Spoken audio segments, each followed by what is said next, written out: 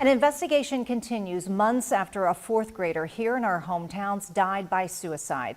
In tonight's Target 7 report, we are getting a new perspective on how Roanoke County Public Schools has responded after 10-year-old Autumn Bushman died in March.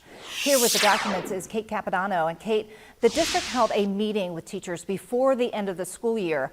What was their message to them? Good evening, Natalie. We received a copy of the talking points presented to those teachers. You can see there are several areas that have been redacted in that black. However, the document makes it clear the school district believes the school is not to be blamed in this tragedy. A big takeaway from this document, which is the talking points presented to teachers right before the end of Roanoke County Public Schools school year, is a line on the first page. There, the school system says it believes it is terribly unfair and wrong for anyone to blame the school or anyone at the school for this student's death.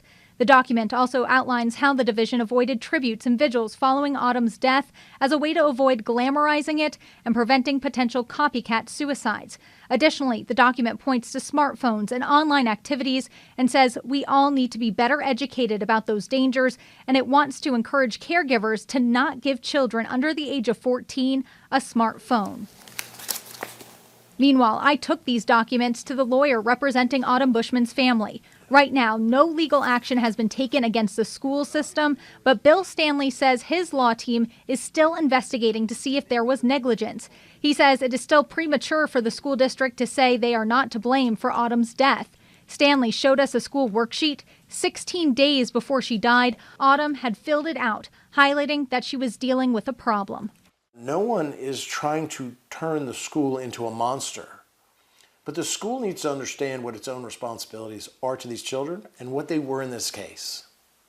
Because ultimately, on March 5th, this document right here was a cry for help, and it was a cry that went unanswered. Stanley says the family was not contacted after that sheet was filled out, and the only other thing included in Autumn's scholastic record after that document was Autumn's obituary. We did reach out to the school district this afternoon. They say while they cannot speak specifically regarding any child that attends their school system because of privacy laws, Natalie, they can say without hesitation that if any district employee believed a child was in danger of hurting themselves or others, they would not have hesitated to take whatever actions in their power to prevent that harm. Yeah, of course, that's the ultimate goal. All right, Kate Capodanno, thank you.